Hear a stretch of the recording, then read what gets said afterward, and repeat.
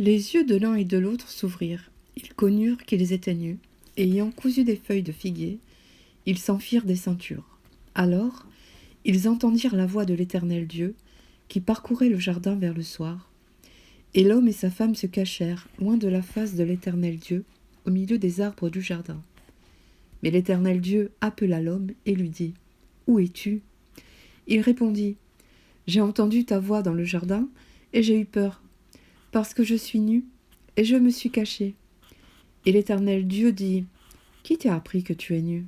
Est-ce que tu as mangé de l'arbre dont je t'avais défendu de manger ? » L'homme répondit : « La femme que tu as mise auprès de moi m'a donné de l'arbre, et j'en ai mangé. » Et l'Éternel Dieu dit à la femme : « Pourquoi as-tu fait cela ? » La femme répondit : « Le serpent m'a séduite, et j'en ai mangé. » L'Éternel Dieu dit au serpent : « Puisque tu as fait cela, tu seras maudit entre tout le bétail et entre tous les animaux des champs.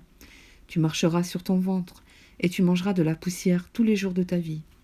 Je mettrai inimité entre toi et ta femme, entre ta postérité et sa postérité.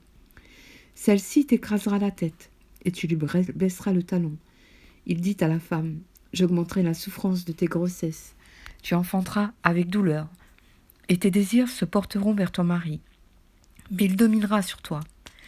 Il dit à l'homme : puisque tu as écouté la voix de ta femme, et que tu as mangé de l'arbre au sujet duquel je t'avais donné cet ordre, tu n'en mangeras point, le sol sera maudit à cause de toi. C'est à force de peine que tu en tireras ta nourriture tous les jours de ta vie. Il te produira des épines et des ronces, et tu mangeras de l'herbe des champs. C'est à la sueur de ton visage que tu mangeras du pain, jusqu'à ce que tu retournes dans la terre d'où tu as été pris, car tu es poussière, et tu retourneras dans la poussière.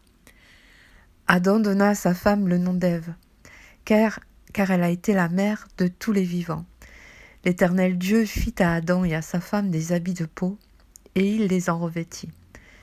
L'Éternel Dieu dit : voici l'homme est devenu comme l'un de nous, pour la connaissance du bien et du mal. Empêchons-le maintenant d'avancer sa main, de prendre de l'arbre de vie, d'en manger et de vivre éternellement. Et l'Éternel Dieu le chassa du jardin d'Éden, pour qu'il cultive la terre d'où il avait été pris. C'est ainsi qu'il chassa Adam, et il mit à l'orient du jardin d'Éden les chérubins qui agitent une épée flamboyante pour garder le chemin de l'arbre de vie.